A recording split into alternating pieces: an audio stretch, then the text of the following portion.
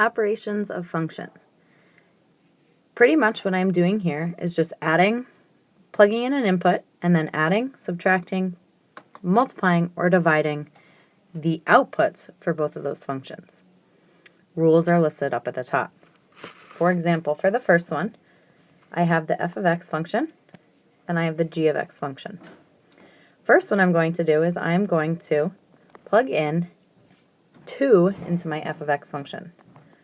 So I get 3 times 2 minus 2, 6 minus 2, 4. And I'm going to plug in 2 into my g of x function. 2 cubed is 8. Since I have a plus sign in between, I'm going to add 4 plus 8. My final answer here is 12. Number 2, f minus g of 2. Again, I'm going to plug 2 into my f function. And I get, we've already done this actually, so we get 4. And I'm going to plug g2 into my g function. Already done that and got 8. And this time, I'm going to subtract. So 4 minus 8. So my answer here is negative 4. F times g of 2. Well, f of 2 we know is 4. G of 2 we know is 8. And this time I'm going to multiply them. So my answer is 32. F divided by g of 2. F of 2 we know is 4. G of 2 we've already done and we know is 8. So 4 divided by 8, 1/2.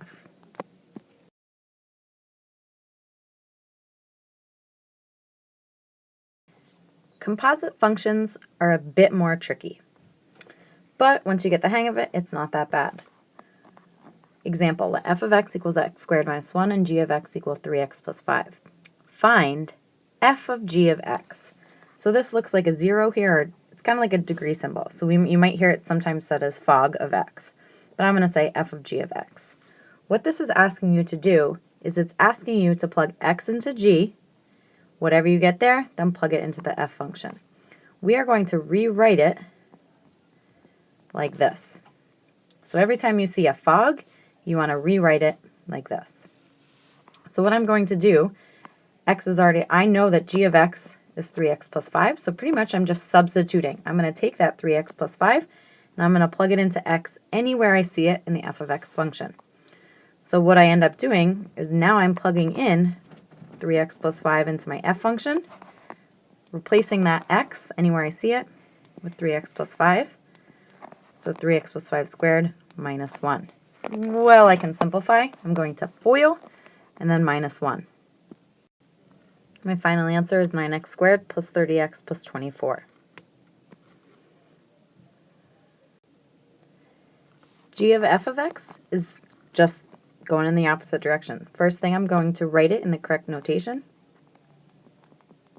And this is helpful again because it tells me I'm going to take my f of x function and plug it into my g function, kind of like substitution. I know that f of x is x squared minus 1, and I'm going to plug that in anywhere I see an x in my g of x function. So we have 3 x squared minus 1 plus 5, and then I'm going to distribute that out and combine like terms. My final answer is 3x squared plus 2.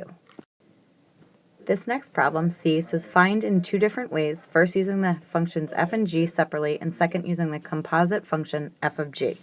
We're actually for f of g of 2. So I need to do it 2 separate ways. Well, first I can plug 2 into the g function.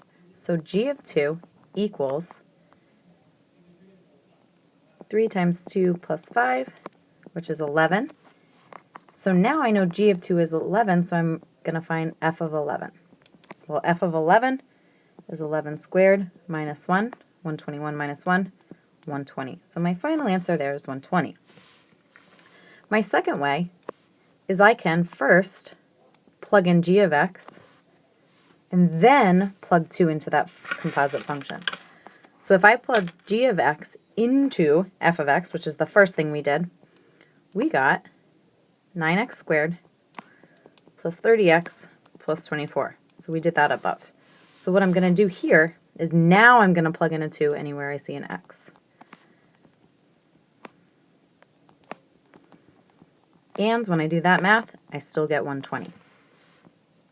You can do it either way, whichever one works better for you.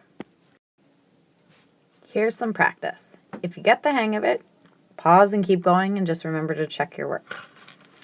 Evaluate each composite value. If f of x equals 3x minus 5 and g of x equals x squared, find f of g of 3. We can do it two ways again. Our first way is I can plug in the g of x function into f of x. So I would get 3 times x squared minus 5. Then I can plug in 3. So 3 times 3 squared minus 5. 9 times 3 is 27 minus 5, 22. Or I can figure out g of 3, which is 3 squared, 9, and then plug 9 into the f of x function. 3 times 9 minus 5, 27 minus 5, 22. You don't have to do it both ways. Pick which one you are more comfortable with. F of x equals negative 9x minus 9, and g of x equals the square root of x minus 9. The first way, f of g of x. So I'm going to replace the x in my f function with square root of x minus 9.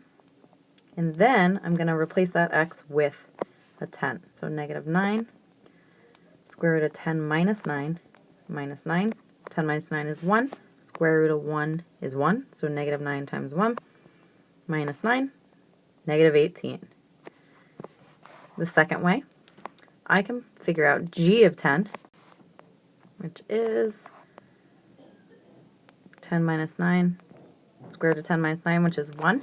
I can plug in 1 into my f function, negative 9 times 1 minus 9. Again, I get negative 18. Now is a good time to pause and try it yourself, and then check your work for number 3 and number 4. I will do it both ways. Again, you only have to do it one.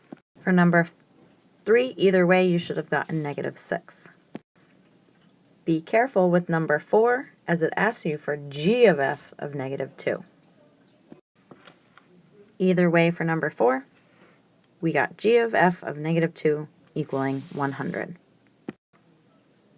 Again, try number 5 on your own, hit pause, check your work. For number 5, g of f of 2 equals 2. In questions 6 and 7, it just asks us to find each composite, but instead of plugging in a number, we are just plugging in x. So for 6, f of g of x, I'm going to rewrite it using correct notation, and then I'm going to take the g of x function and plug it in anywhere I see an x into the f of x function. So g of x is really x to the 4th. So now I'm going to plug x to the 4th into the f of x function. So I get negative 9 times x to the 4th plus 3. For number 7, again, write it in correct notation. G of x is really x plus 2, so I'm going to plug x plus 2 into the f of x function.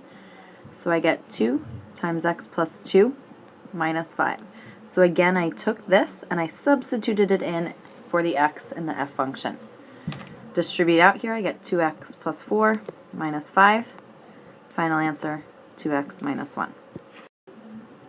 Hopefully you are starting to get the hang of it. Try 8, 9, and 10. Hit pause. Check your answers. For number 8, f of g of x should result in x squared minus 6x plus 16. Number 9, g of f of x should result in 16x squared plus 24x plus 9. For number 10, g of f of x should be x squared minus 9. Don't forget that I needed to plug this whole thing in here and again here. Questions 11 through 14 are a little bit tricky because you're working backwards now. I'm asking you to figure out the missing piece. So I know h of x equals f of g of x. So I'm going to rewrite it as f of g of x, meaning I'm plugging in g of x into f to figure out what h of x is. So number 11, if h of x equals 2x minus 5 squared and f of x equals x squared, find g of x. So really here, what I'm asking is, what did I plug in, what did I replace this x with in order to get this final answer? Well, it looks like g of x is going to be 2x minus 5, right? So if I plug 2x minus 5 into f of x, if I did this, I would get 2x minus 5 squared, which is h of x. Number 12, let h of x equal square root of x minus 5 and f of x equal the square root of x. Find g of x. Again, here's the notation I'm looking for.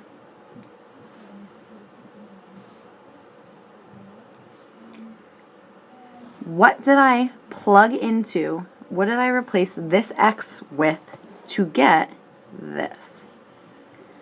That is going to give me g of x. So it looks like I replaced the x with x minus 5. So this is my g of x. So g of x equals x minus 5. Number 13, let h of x equal 5x plus 1, or the quantity 5x plus 1 squared, minus the quantity 5x plus 1, and f of x equals x squared minus x.